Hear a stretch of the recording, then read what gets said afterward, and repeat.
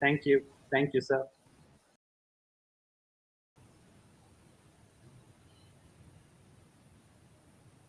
Hi, everyone. Good afternoon. Assalamu alaikum. This is Asmar Atif, and I am live right now on CxO Global Forum, which is a global knowledge sharing platform for C-suite executives and also those who are aspiring to be C-suite. So we invite like-minded people here, and even those who are not like-minded, because we like to learn from each other. And actually, the difference is the strength. And vulnerability is the new strength, as they say. So difference and vulnerability is what we embrace and enjoy. So we invite people from different backgrounds, from different industrial sectors, from different verticals, having different sorts of experiences to come and share their knowledge and enlighten us and all those who are listening. So I am the CEO and Chief Intrapreneur at Octopus Digital, which is a subsidiary company of Avanceon Group. And we provide end-to-end digital transformation services for manufacturing and process industry based on cloud computing and Internet of Things. Before dwelling much into our panelists, we have got an exciting set of three gentlemen who have great experience in their own respective fields and who bring a great half a century, even more than half a century of experience together on this panel tonight. So thank you very much, everyone. I'll do a brief introduction of each one of them, and then I'll take my question to each one of them through this episode, which is through the eyes of an entrepreneur. And today, the topic is the changing business models and value creation in the age of AI. So we have got Mr. Zarrar Hasham Khan, who is the Senior Executive Vice President, Enterprise and Wholesale and Chief Business Services Officer at PTCL. We have got Faizan Mustafa, who is the Chief Information Officer, Group Advisor and Digital Transformation at Toyota Indus Motors.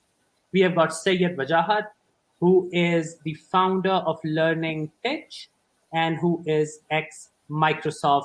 And he just told me that he's ex-Emirates also. So thank you very much, gentlemen, for joining over the show. I really appreciate that. Before I move on with my first question, again, a formal disclaimer that I'm not a professional moderator. I'm a person like you, a business guy like you, but CxO Global Forum has given me the opportunity in the last 4 shows or 3 shows to host this, which has really invoked a different Asmar inside me. So I thank CxO and Shahood and their entire team for the opportunity. So before much of ado, let's start with Mr. Zarrar Khan. Zarrar Saab, if you could introduce yourself in your own words, because I think I did not do much justice to your background and to your introduction. So I would really request you if you could introduce yourself and you could tell us that what is happening in PTCL, and especially under your leadership, and how PTCL is changing its business model and value creation for its customers, if at all it is changing. So over to you, Zarrar Saab.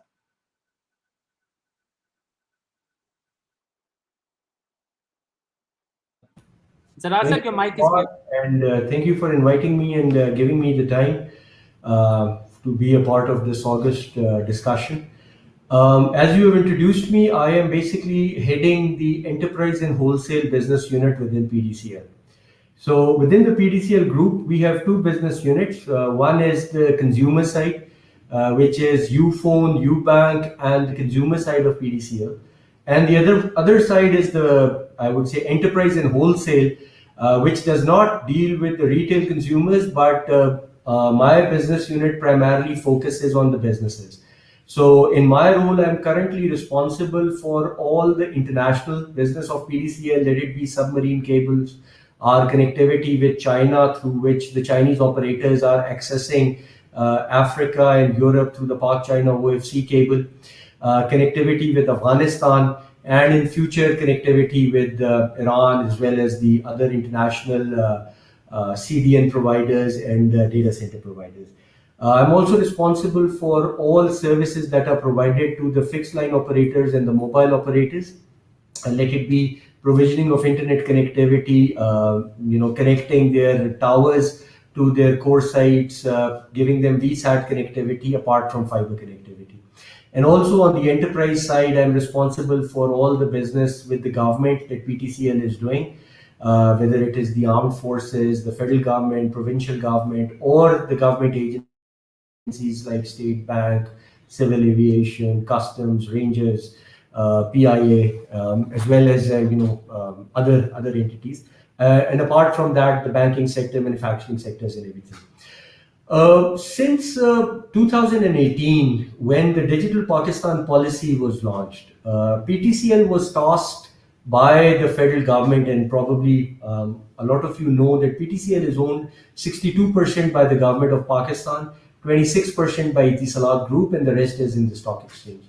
So we were tasked by the government in Pakistan to really transform our own operations, especially in the enterprise and wholesale side, in order to become the engine that would be powering the new digital Pakistan. In this regard, we are focusing on 5 key areas. The first one is access and connectivity, in which PTCL is investing very, very heavily in order to make sure that the areas which were unconnected, they get connected. A couple of areas we are very proud of. PTCL has invested significant amount of money to provide connectivity to Gwadar. So Gwadar previously was unconnected, and the only way one could access Gwadar would be through VSAT, especially for high-speed connectivity. We connected Gwadar, the entire Makran coastal belt. Apart from that, the second area where PTCL invested along with government subsidies to provide connectivity was in the FATA districts, which are now called the merged districts. So in the entire FATA is being provided with a 100 gig fiber backbone, all the districts and tehsils of FATA. Rural Sindh, southern Punjab, and this was one area where it was very important for PTCL to provide the connectivity services. The second one was digital infrastructure. While everybody is moving on in their digital transformation, they need to host their infrastructure in data centers. And whether these are large organizations or small organizations, a lot of them do not have the capability, the resources, financial or operations to host their own data centers. So PTCL was tasked to expand the data center infrastructure. We had 2 certified data center back in 2020. In 2021, the number of certified data center is going to increase from 2 to 5. And by 2025, we are going to have 27 tier 3 and tier 4 certified data centers. And that would mean that whether it is small companies which have a server or a couple of servers to very large organizations which require maybe 100 servers plus, the PTCL would be providing them certified data centers. I think one key success that we see in the last couple of weeks was United Bank, UBL.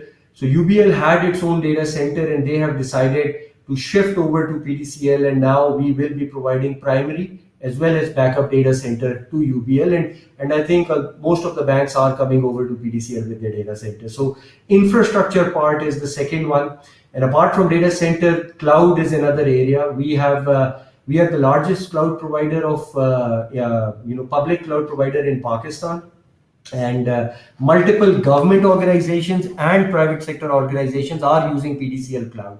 We don't market it a lot, but I think by far the largest cloud provider is PTCL right now.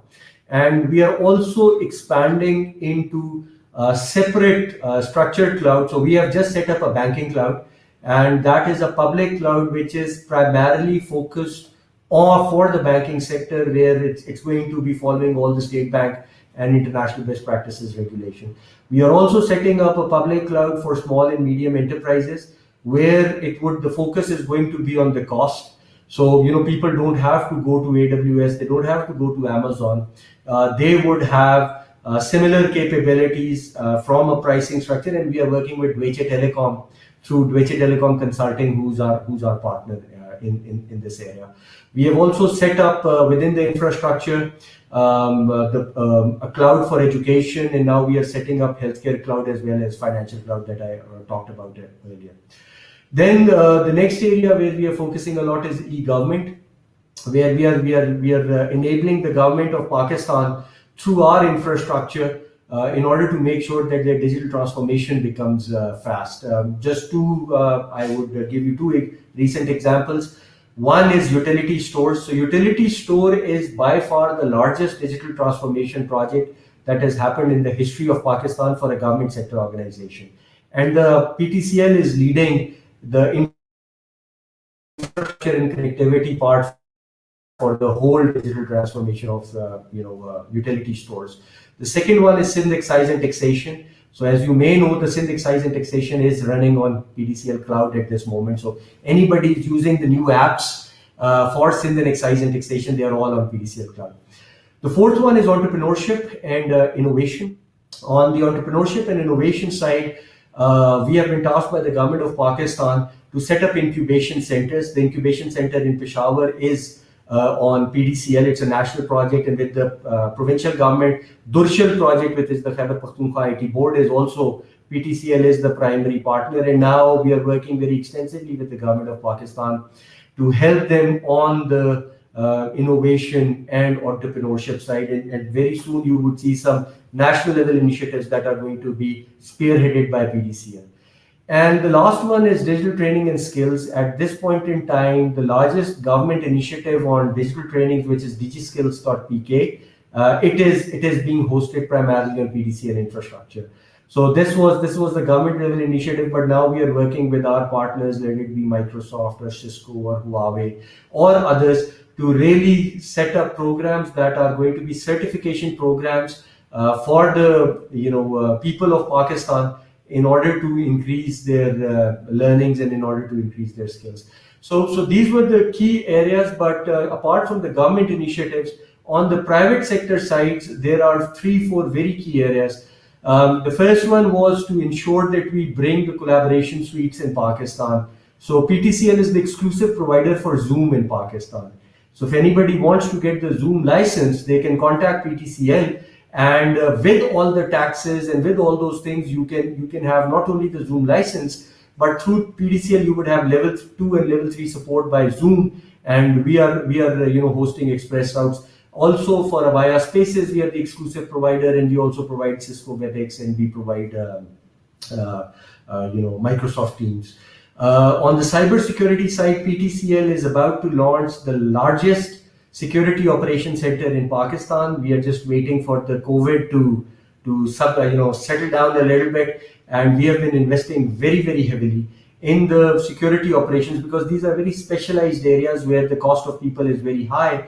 So as a service, we provide managed security services, and a lot of banks are getting managed security services and security operation services from PTCL. We are helping small, medium, and large enterprises by providing them managed Wi-Fi, managed surveillance, managed call center, next generation cloud connectivity, IT service management, express routes, infrastructure as a service, platform software as a service. And lately, we have signed a collaboration agreement with the largest core banking software provider in the world, called Temenos. And Temenos and PTCL have collaborated to provide core banking as a service to especially the digital banks. As you know, that the government is about to launch digital banking license. So PTCL with our partners Temenos would be providing digital banking in a box. So anybody who wants to acquire a digital banking license, they just have to come to us, and every single thing, whether it is CRM, ERP, core banking, KYC, AML, or any other suite, this would be provided on a SaaS model.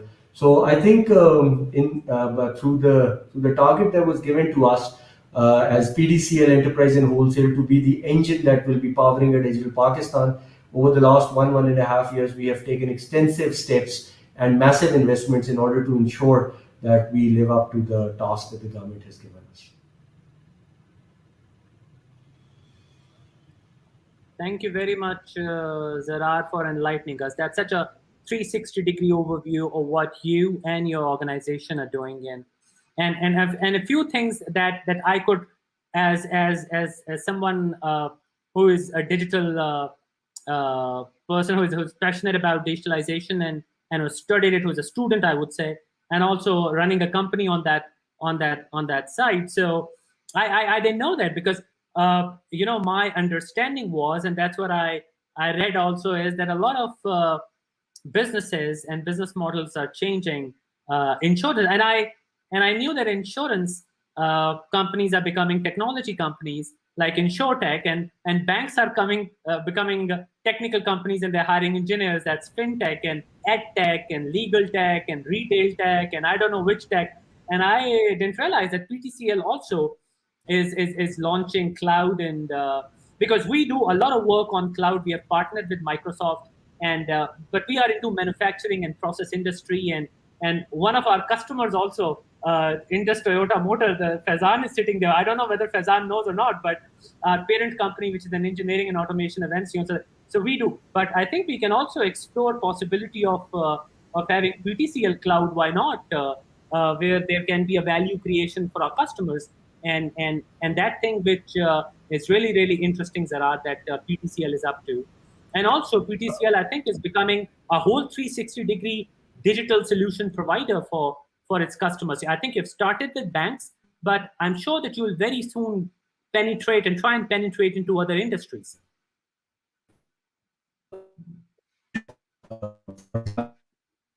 If you are aware or not, that PTCL is the only company in Pakistan that has Azure Stack deployed, as well as it is GDPR compliant. So if somebody wants to come up onto an Azure Stack within Pakistan, the Azure Stack is not only ready, but it is also GDPR compliant. So that is the part that with us as PTCL we have done it. And apart from the banking sector, I think education cloud is one very major area where we have just won a very major project supported by World Bank, where education cloud along with connectivity is to be provided. So I think the problem with PTCL is that more of perception rather than reality. PTCL Education Cloud is selected by Avaya to be the partner. So we are probably the only partner of Avaya on the education cloud perspective, where Avaya is actively pushing our education cloud in Middle East and North Africa. So we were invited by Avaya as PTCL to showcase our capabilities in GITEX 2020. So, we were probably the only partner of Avaya that was there. And as per Avaya USA, that this is the most mature education cloud that they have seen to date globally. And they're pushing PTCL Education Cloud, which is called Q Taaleem, which stands for Qawmi Taaleem, especially in Africa and Middle East. So I think our capabilities are quite immense, but unfortunately, being a government majority owned company, the perception is still of DSL problems and landline problems, which probably are true to a great extent. But on the enterprise side, I think PTCL is something that the nation can truly be proud of in terms of what we have done. We are, Zarrar, we are proud. So moving on to, thank you very much, Zarrar, for your very pertinent inputs, and that enlightened me personally very much today. And so we might have to meet backstage also sometime later on, Zarrar, here and there, maybe in Lahore or Karachi. So Faizan, now over to you, the same question. What are you doing at Indus Toyota Motors? What is happening? Are you guys doing something totally different, changing your business model, value creation for your customers, your chair, your job responsibility? Starting with your introduction, Faizan. Yeah, thank you for inviting me, and thank you to the CxO Global Forum as well to provide us this opportunity. It was fascinating to listen to Zarrar as well about the depth of activities that they are working on. Really appreciate the insight. So, there is a saying that management is all about doing things right, and leadership is about doing the right things. So I believe that as one of the leaders at Indus Motors, and also advising House of Habib for their digital transformation initiatives, one of the key responsibilities is to make sure that you do the right things, because right now with this wave of digital transformation, there are so many technology initiatives available to pick and choose from that sometimes we are in a state of excited confusion, and the tendency is to just pick and choose everything, and which is under your control or something which your budget allows you to implement. So we have this what we call the offense and a defense mindset, which means that we like to have this defensive mindset, so that in our operational projects, so you have a lot of if you know about Indus Motors, it's a purely manufacturing outfit, one of the leading automotive industries. So we have a lot of operational initiatives, and one of the key strategies that we have deployed, especially after this COVID, is to make sure that we save our costs wherever possible through the defensive mindset.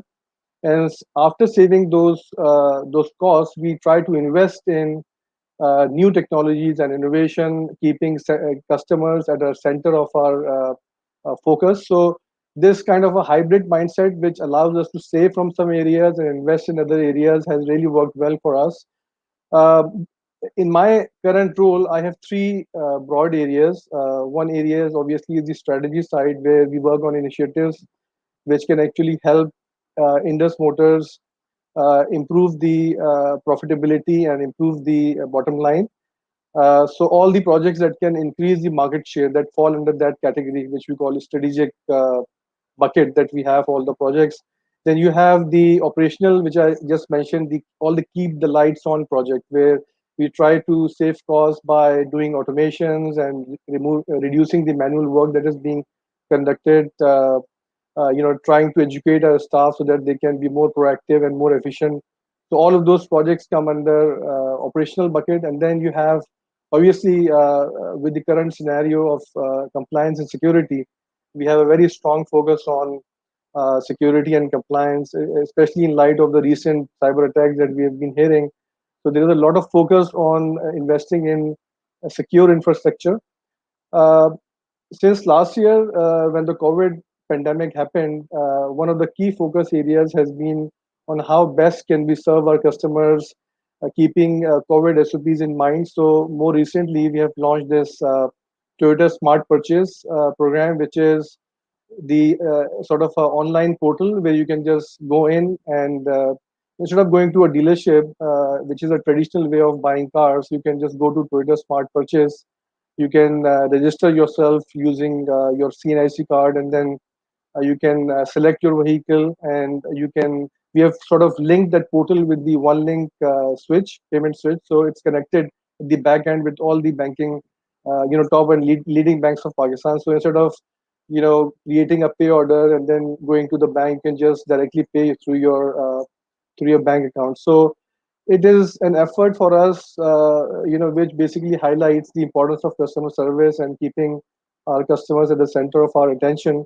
And you see, when we talk about innovation, there are two types of innovation. You have technology-driven innovation, and then you have value-driven innovation. Technology-driven innovation means that you find a technology which has been successful in some part of the world, and then you try to replicate it without looking at the actual value that it is going to give to your customers.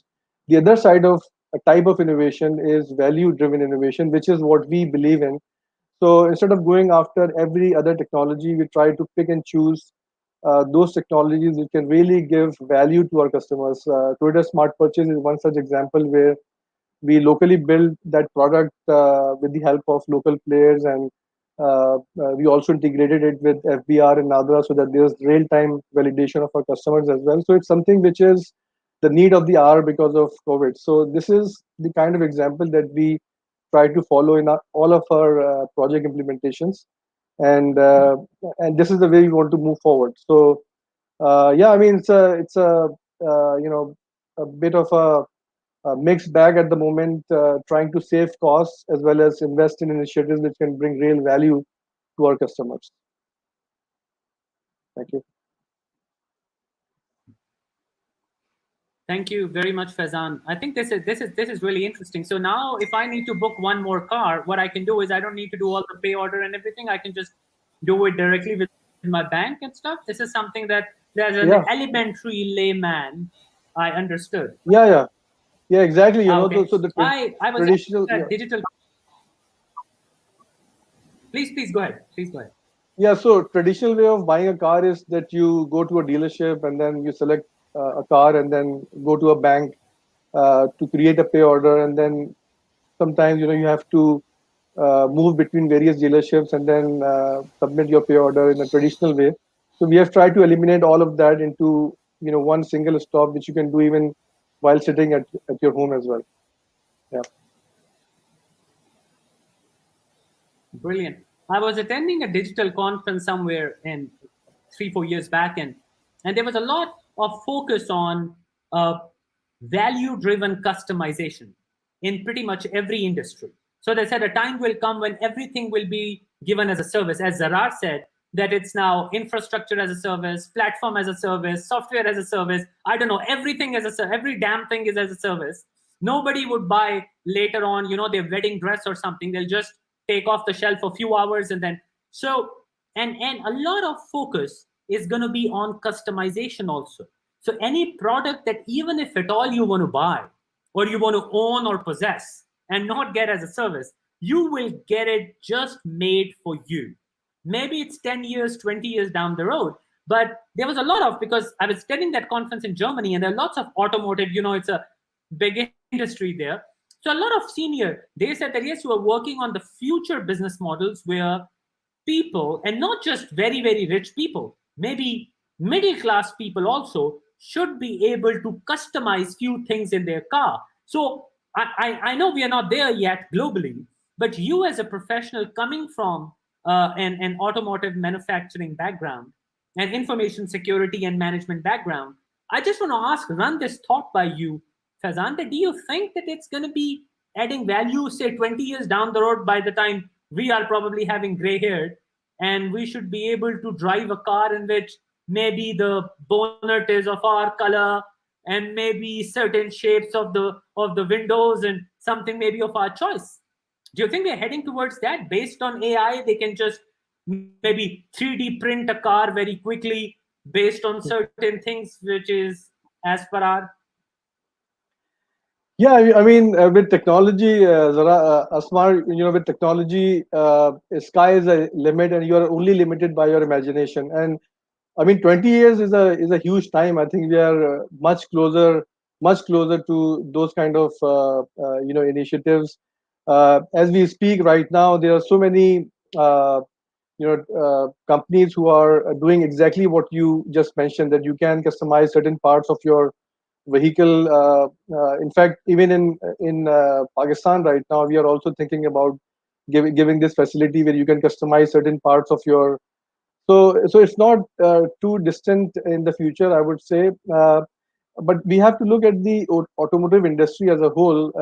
People are not talking about mobility, rather than, people will stop owning cars in near future. It will be just a means of mobility from point A to point B, right? So right now, if you, how many times you sit in Uber or Kareem, how many times do you actually notice what brand of car it is? You just notice the interior, how comfortable it is, what kind of infotainment system. Because the moment you sit inside your car, you are just going to grab your phone and start looking at your emails or check your WhatsApp, right? It's a totally different kind of an environment now. So I think the smart companies are the ones who are understanding this need from the customer perspective, and they're trying to adapt as quickly as possible. And AI and machine learning, you see, we sometimes use AI and learning very loosely, and this technology is not new. If you look at it, AI and machine learning, or all these technologies have been existing for since 1960s and 70s, when third industrial revolution came in.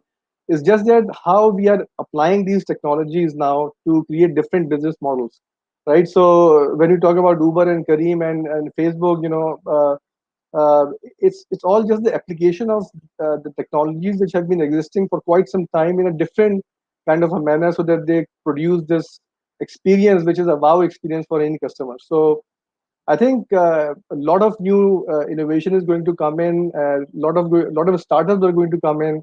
It's going to be very iterative. People are going to throw the proof of concept. And let's face it. When iPhone came in, Steve Jobs did not go to all the users and ask questions or a focus group as to whether you need an iPhone or not. It's just that he had this vision and he pushed this product out there, and it was a success from the word go. So a lot of trials and errors would be there in the next few decades, and I think the stronger companies, or the companies who will come out as winners, are the ones who are willing to change and adapt quickly. Learn from the failures, change, and move on to the next business model. Yeah.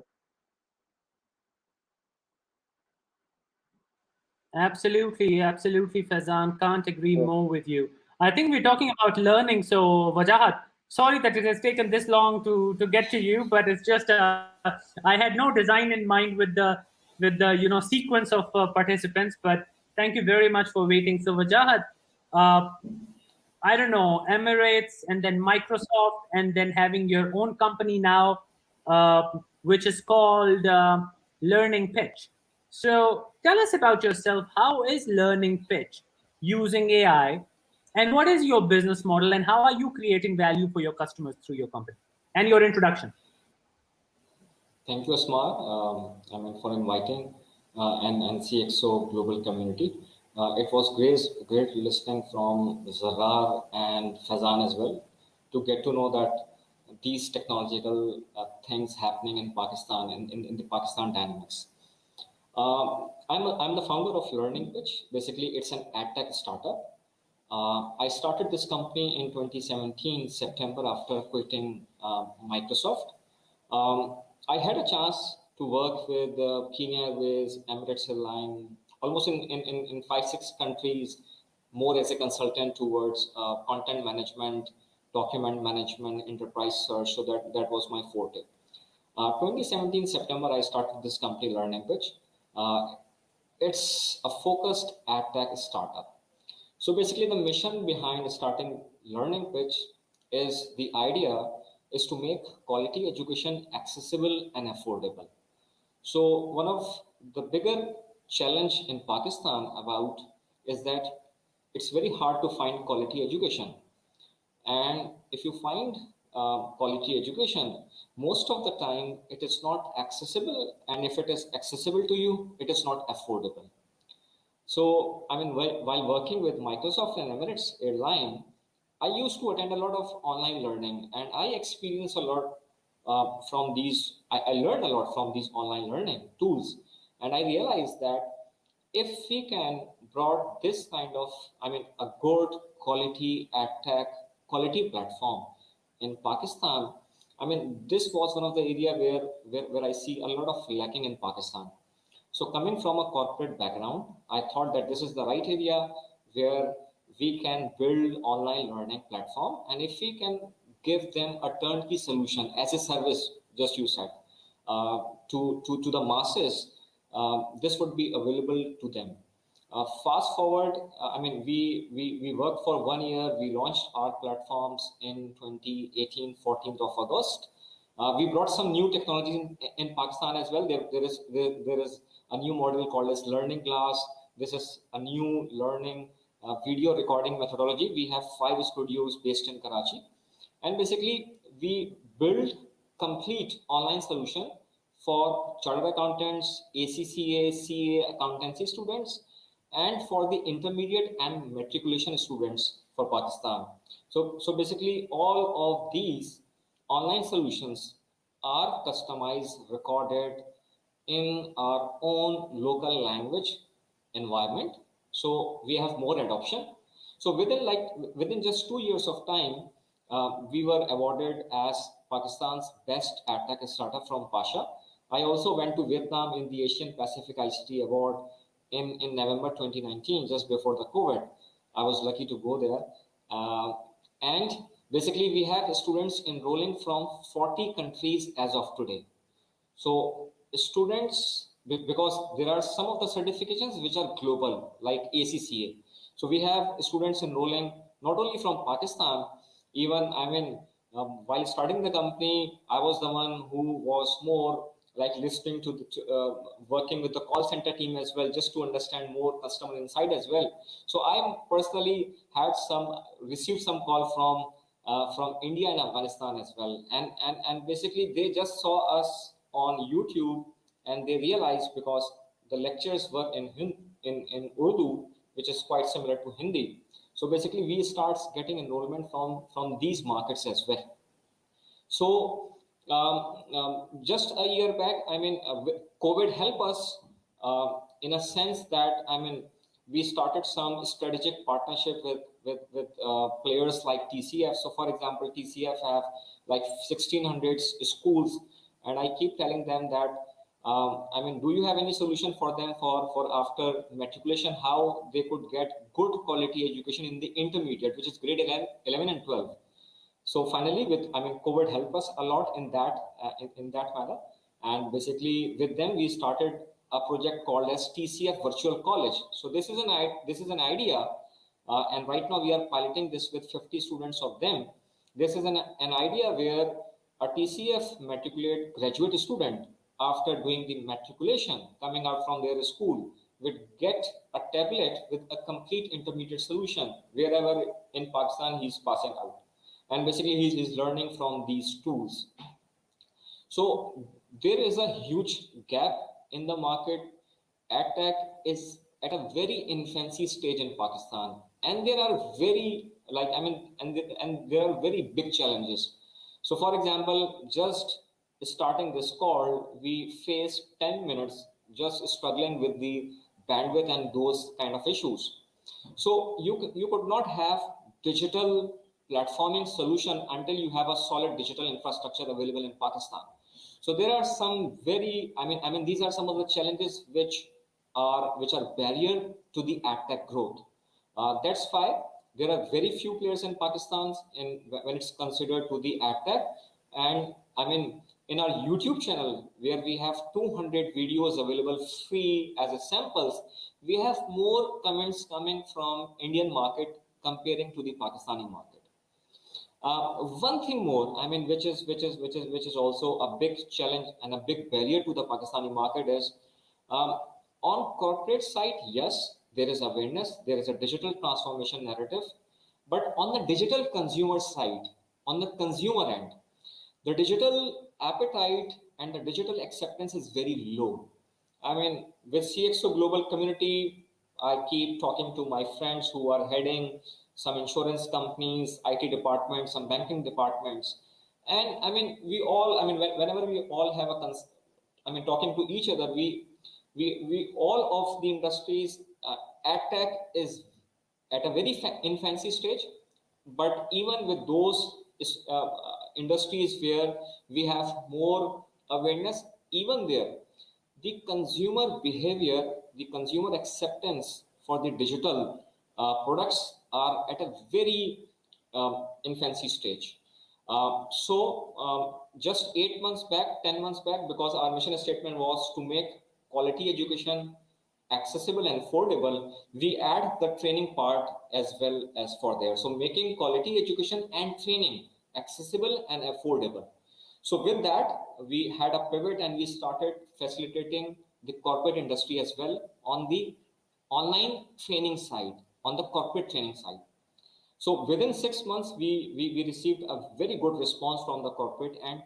And because it's all about learning and development. Either it's education, either it's CA courses, or either it is soft skill courses, or either just a month back I met someone from Park Suzuki, and basically he was sharing his experience that how the challenges that he faced in their partner network, because they have to train them for every product they offer to them. And with those, until they had these training sessions and those trips, their partners have not received the information well. So, I was discussing the opportunity to create these online platforms and learning platforms where we could help corporates in digitizing their internal learning and development need, as well as partner learning and development need as well. Overall, in my experience to Pakistan, AdTech, yes, it could have a very big impact because it is the need of the time. With AdTech, with online education, we could able to solve those two bigger challenges, which is accessibility and affordability. But at the same time, we also start helping corporates as well in their learning and development environment as well.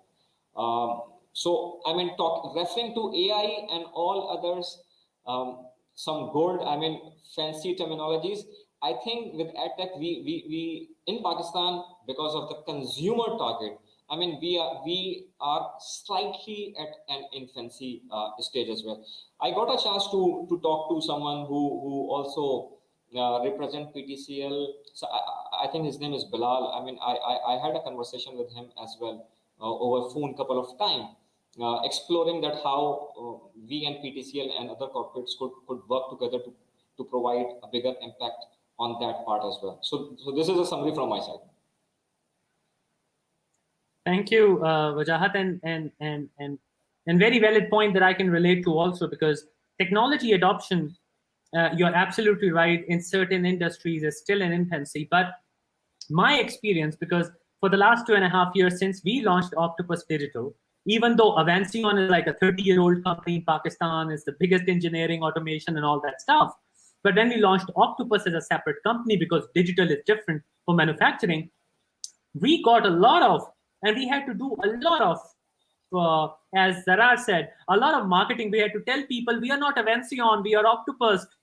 We are not a project company. We are not here to sell you hardware or software. We are here to sell you a subscription-based digital dashboarding of your plant and machine learning of your assets and everything. And then a major thing that I would go to Zarrar is based on cloud, because when we partnered with Microsoft, and as Faizan said, that we wanted all the assets of our customer base, like all the machinery on a plant, assets, equipment, process, to be connected to cloud. And there, when a big data is built, we can do some kind of a prediction of the failure of their equipment, because the plant downtime is very expensive. So we thought that our value proposition in Octopus would be failure prediction or fault prediction of machinery of the plant for manufacturing. And we started with digital dashboarding as a first step, and then taking on the journey. But you're so right, Wajahat.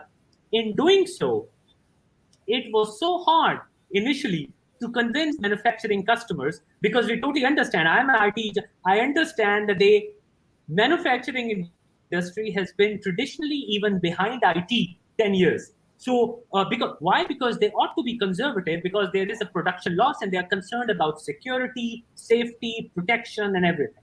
So we had to do a lot of effort along with Microsoft to tell them that public cloud is safer option than having a cloud in your own basement or in your own office. So, and then related value creation in terms of the KPI dashboarding and other stuff. So you're very, but now I think that technology adoption is much more faster, because in our, like our parents and grandparents, technology adoption used to take decades. But now it's very fast. Either they accept it or they reject it. But it's very fast. So Zarrar, I will come to you with this question. Since you mentioned that PTCL also is doing a lot of great things, but I would pick one, which is cloud. And because cloud is one of the emerging digital technologies. So Zarrar, if you can tell us what is the adoption of the market in terms of them asking questions to you about security, data privacy, protection, and all that stuff. How do you handle those questions, especially when it's coming from banks? Or you have just played that animal and now they don't ask you any more questions? Zarrar. I think it's a journey. So I'll give you what is a traditional banking sector journey. How does it start? So the relationship between PTCL and a bank starts whenever there is a new bank. So PTCL is the exclusive provider of OneLink. So OneLink data infrastructure is with PTCL, and also the real-time interbank settlement system (RTGS) is also provided exclusively by PTCL. So a lot of time when any bank wants to use OneLink, they predominantly come to PTCL. The second step is when they have to do the branch connectivity. Then once they start to go up the value chain, they realize that as their processes are getting digitized from manual processes to systems-based processes, their infrastructure requirements are increasing. So earlier they might have an email server, they might have a web server, they might also have some sort of AAA server and all those sort of things. But then later on, once their storage requirements increases, they realize that their existing data center cannot take the capacity, especially the power and cooling. So they start to have the option whether they should build it by themselves or whether they should move out. And then previously PTCL was the only tier 3 provider. We are still probably the largest provider. they come to us and they see what the other banks are doing, and all the other banks are with PTCL, so they will come to us. Once they start to use the data center, the next point comes in is that they are buying the infrastructure. And then they go to the next step, which is the infrastructure as a service. So even though the infrastructure is dedicated to them, it's not a shared resource over a cloud, or it is an on-prem cloud rather than a public cloud. It's a private cloud, but even the private cloud as a service. So the next step that the banks take with us is that they say that, okay, this is what we want. We sign a 3 to 5 year contract, but this has to be a private cloud. This cannot be a public cloud. And the applications over that cloud initially are provided by themselves, and then they start with getting DDoS first, and then they will go to firewalls, and then they will go to the web application. Then they will look at vulnerability assessment, penetration testing, and then they will go to an overall managed cybersecurity. Later on, then they would see that, especially with the State Bank, they have allowed the public cloud. The first public cloud customer of PTCL was Telenor Bank. And Telenor Bank is owned by Telenor and Alibaba Group, and Alibaba Group is the 4th largest provider of cloud services in the world.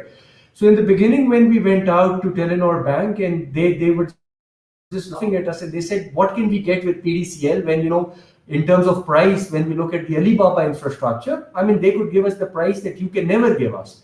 But later on, it was a 6-month journey in which we answered all the questions that you asked. And I think the answer, not just to banking sector, but to any sector, is that when you're looking at cloud adoption, don't have a myopic view of only infrastructure. You have to look at infrastructure, you have to look at the resilience of your data center, you have to look at connectivity, you have to look at the resilience of the connectivity, you have to look at the security fabric, you have to look at the challenges the city faces, especially when it is Karachi and all those sort of things.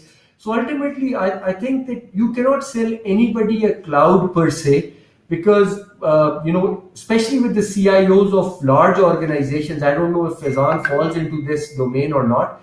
So CIOs are very empire centric. They want to build their own empire. They want to have their 1 or 2 data centers. They want to have an IT operations team of 30 people. They want to make sure that vendors come to them and just massage their egos and everything. And the thing is that when you take everything to the cloud, all of this thing goes away. You don't have infrastructure operations because you are getting infrastructure including operations as a service. So even it's at times not the CIOs. I think there are certain CIOs that were very forward-looking, but a lot of times either it is driven through cost considerations, or this is driven through cybersecurity considerations, or more importantly, this is driven through digital transformation consideration, because they realize that we cannot afford to spend the money in order to enable it if we want to expand our own empire. So cloud and managed operations, especially ITSM management, that becomes the safest, cheapest, and the quickest route to transform digitally.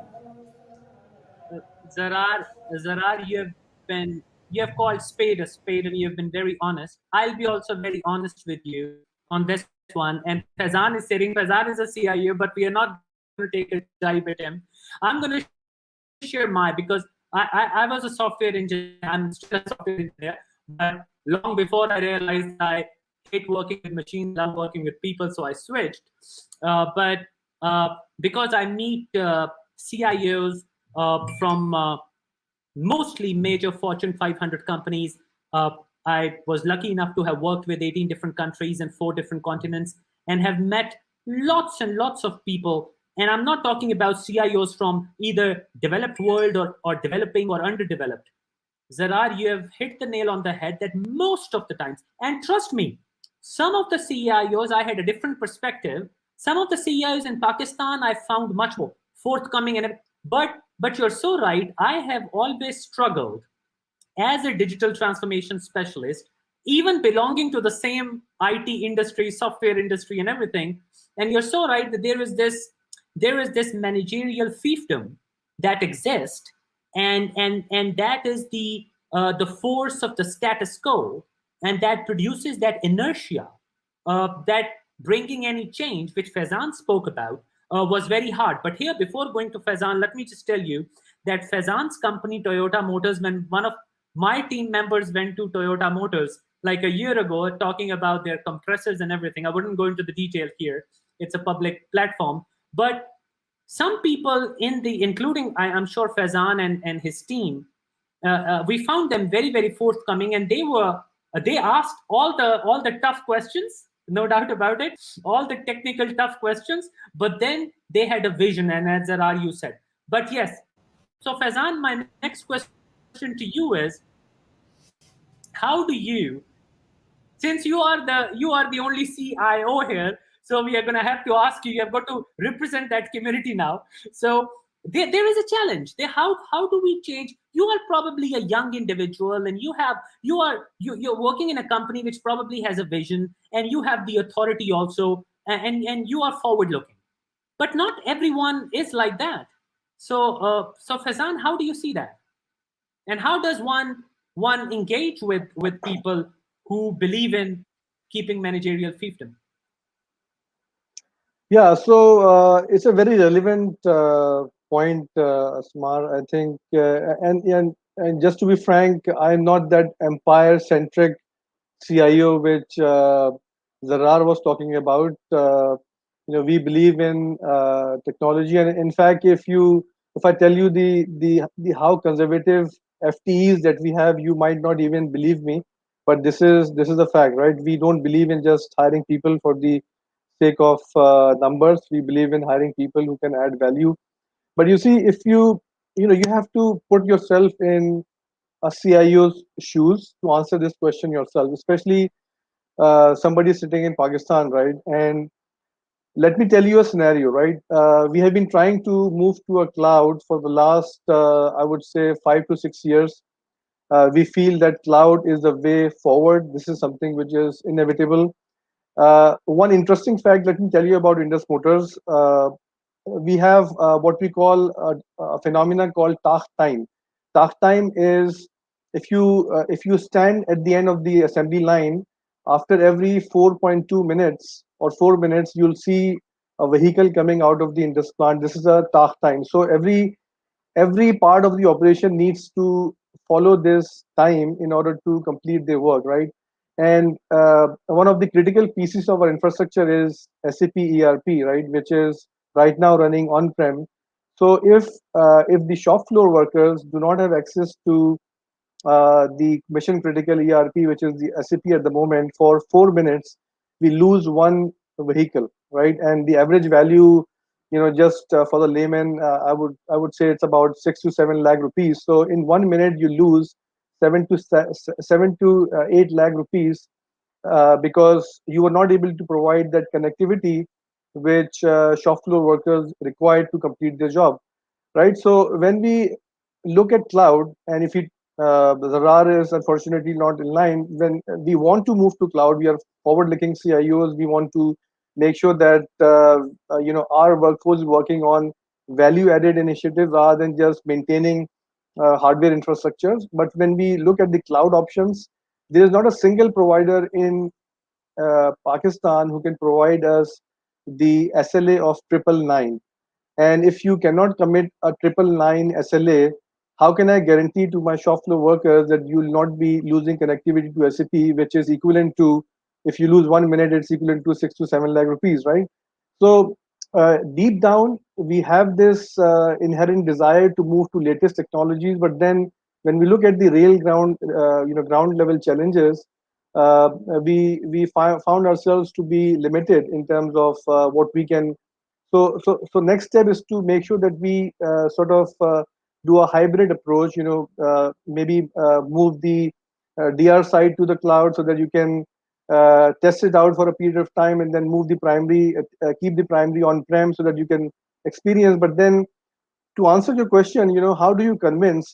You see, everybody has this. Everybody is tuned to a radio station called WIFM. What's in it for me, right? Every CIO, like every other leader in the industry, is trying to complete their KPIs, trying to complete their objectives, because their objectives are ultimately tied to the organizational objectives. And if technology solutions are able to complete those objectives, you talk about predictive maintenance. I have been trying to put together a business case, a POC, a predictive maintenance POC, where we can showcase the value which a sensor and real-time data input can have for you to sort of smartly manage the inventory. Sometimes we have very expensive pieces of spare parts. We don't want to invest in these spare parts and and stuck our capital into something which is not going to be utilized. In fact, we want a scenario where sensor can predict when a certain part is going to fail and then order it in real time, so that we don't have to invest in our capital holding cost. But then when you talk about whether you have the skill set in your supplier ecosystem who can actually come and deliver those kind of POCs, I found that there's a shortage of skills in Pakistan. There are a lot of people who are really good in communicating their vision as to how a certain technology can actually help you. But when the moment you talk to them, okay, come and do a quick POC, you will not find the same level of energy or rigor in terms of convincing the audience that, look, this is something which is predictive maintenance is quite a tried and tested scenario all across the world. But when you try to find a skill set and hire people who can do it, you won't be able to find easily the quality suppliers who can do it for you. So I feel from the CIO community, the tendency to move fast is there, but then they also need help and support from the supplier community, from the partner community, so that they don't just keep their value proposition to fancy looking PowerPoint presentations, but then go a step forward and show some real life POCs, show something in action. And let me tell you right now, at least I can talk about Indus Motors. We have such a supportive management board that the moment you are able to prove the value of a certain technology, it takes them a couple of weeks to approve the investment, and we can be kicking off the project within a month's time, because everybody understands that this technology can really be a differentiator for you, for your business.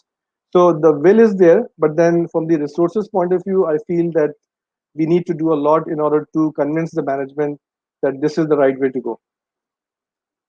Thank you. Faizan, I totally agree with you, and I think you've put it much more beautifully than I could. That it's not that every CIO has this managerial fiefdom, but it's just that we need to also understand, and it's a very empathetic and human perspective that you've given, that we need to also understand the job responsibilities and the sensitivities of those CIOs, and most of them also may want to actually adopt new technologies, but we also have to understand where they are coming from. So I think it's a very, very valid point that you've made. So Wajahat, now we are almost on top of the hour. So my last question to you is that how is, in your company, in the learning pitch, how are you focusing on the emerging digital technology? So one is the training on the accounting side and the finance side and everything, but are you also diversifying into maybe as Google says that or Facebook says or Amazon says that the future is not going to be with the degree holders or something. The future is going to be with those who have these skills and knowledge, and you don't want men be needing degrees or paper certificates. So are you really do you believe that that's going to be the future, at least in the near term to medium term? And if yes, what are you doing about it in terms of raising the skill set of your audience and your customers? Wajahat.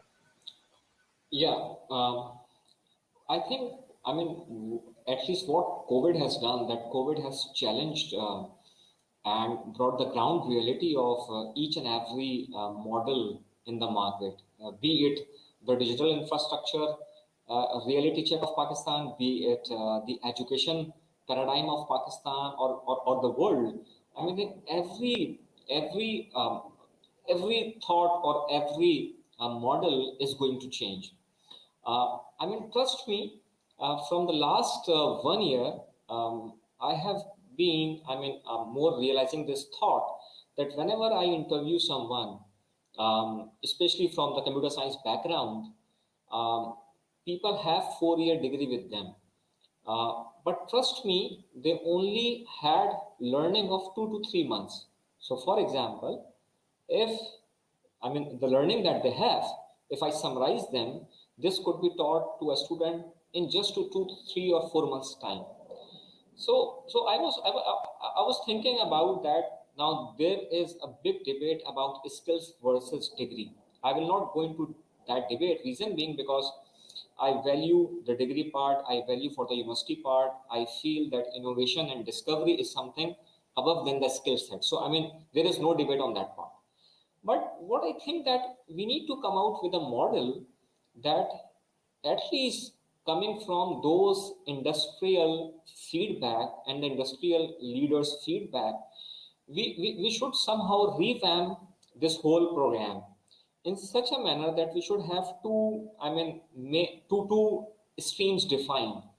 I mean, people who want to go for a defined skill set. So, for example, we have seen that Sebastian, the Google chief data scientist, he has changed the whole paradigm to a nano degree program in the US itself. So now, they have a very specialized path defined for those techies guys. They know that if they want to become an autonomous developer, if they want to become like a VR developer, they have a very clear path to that. So I think that's also required in Pakistan, because I see this whole ecosystem breaking. I mean, NED is one of the great university of Pakistan in terms of engineering and technology, and right now I'm seeing electrical, mechanical engineers learning Amazon FBA skills, and they prefer to become a virtual assistant than the electrical engineer.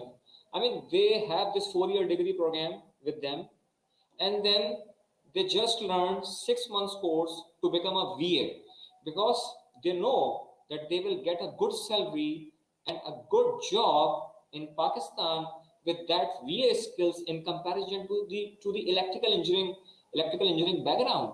So I think, there is something very wrong happening in the Pakistan education system, and we need to have a very clear defined line between these two things.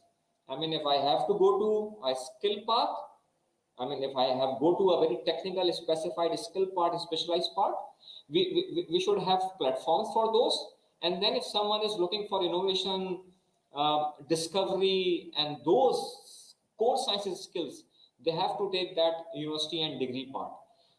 So I think at some point of time, I see that the industry leaders from the CIO end and from the technology end, they would be, gathered at, I see this happening that somewhere soon we will see that, just 10 days back, there is a software house named as Tempers, and then they started Temple University. Because, what they are offering these online courses, technical courses to the students. So I think there is a lot to happen in this education space. Coming back to your own area, I just would like to add one thing more here, as Faizan was also mentioning about the predictive analytics part. I did some capacity building on the gamification part with Unity 3D and those. I built some education games with my organization. We built some games for the students. But we didn't get some good response in the local market. So some of my resources moved to some other companies. I got a chance to meet an engineer just a month back, and I was very surprised. He is right now working for a company for Germany, and they are doing this digital twin. Now, digital twin is a new kind of simulation modeling.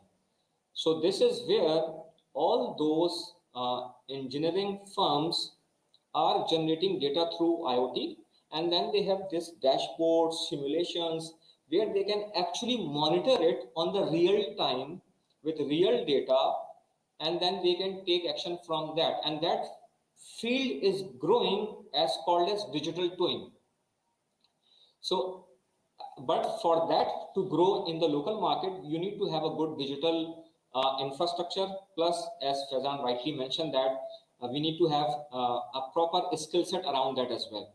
Until we have those things aligned in Pakistan, the local companies would not avail services like these, especially in Pakistan.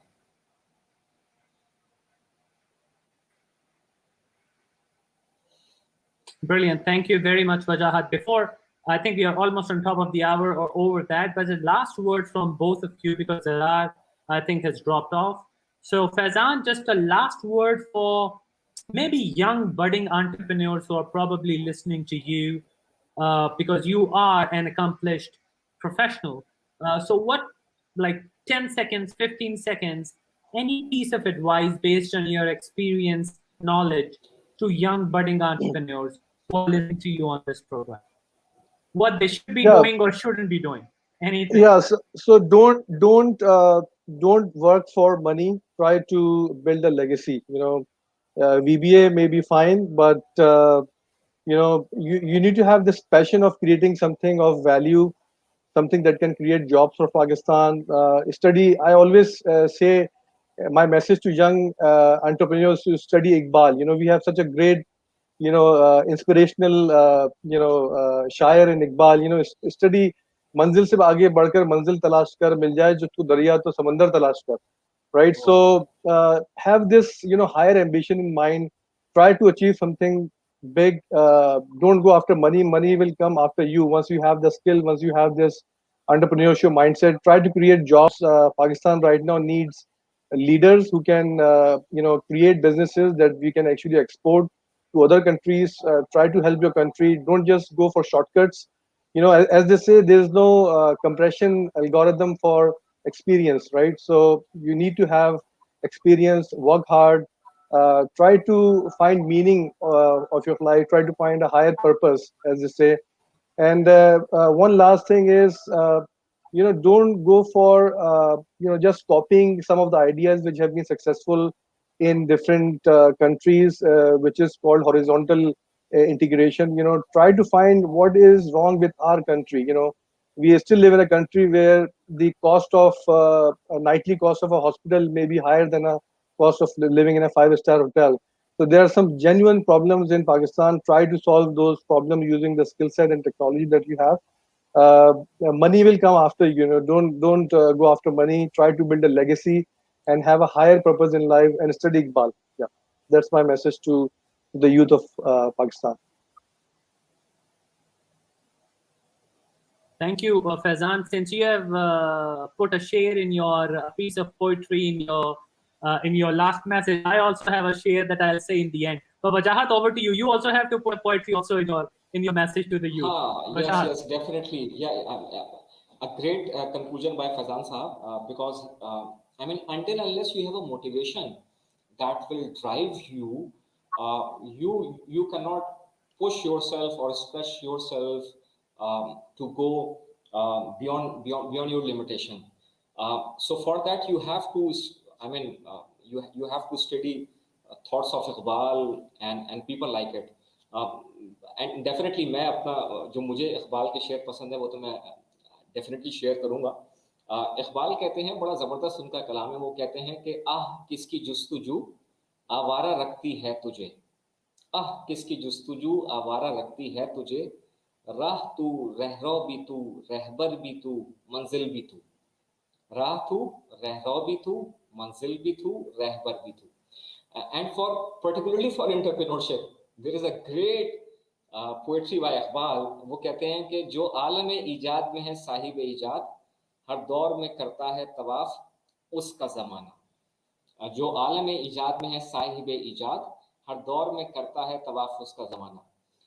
One thing I would like to conclude here is, from last 10 to 15 years, I have been keep hearing from every here and there that Pakistan has a great potential.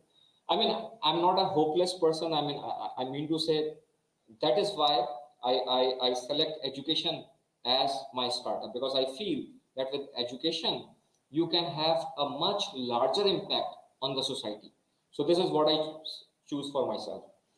We have been keep hearing about that we have more than 50% of our population under the age of 30.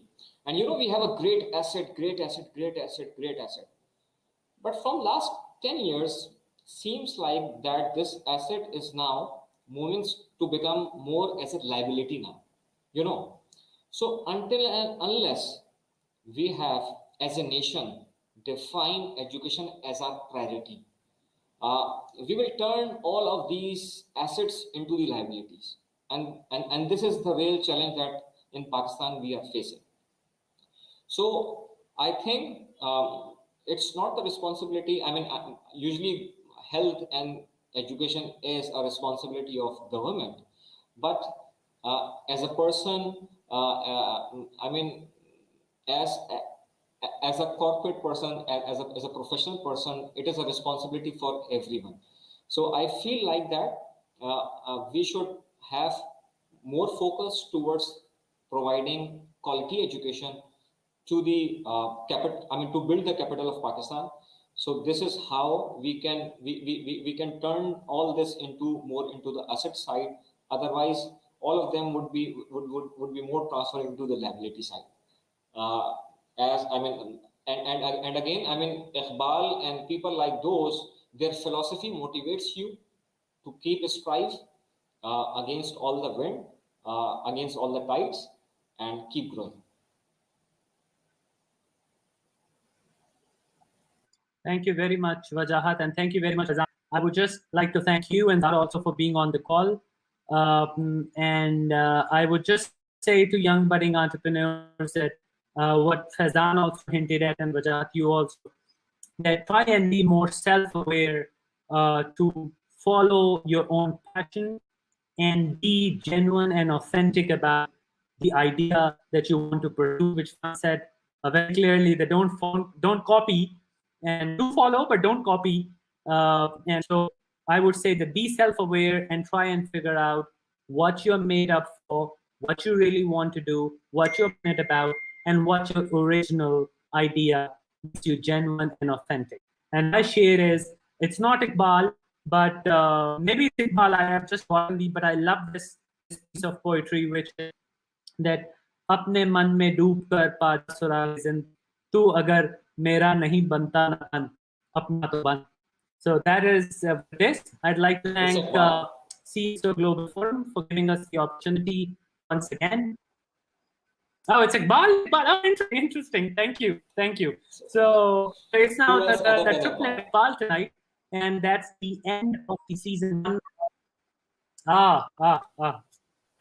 Brilliant. Thank you, Faizan. Lovely talking to you both. Pleasure. And hope to meet you in person sometime soon. Thank Inshallah. you very much, Inshallah. CxO.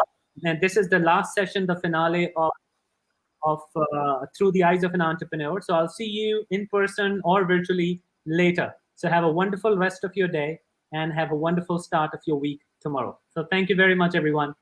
Have a good night. Khud Hafiz. Thank you.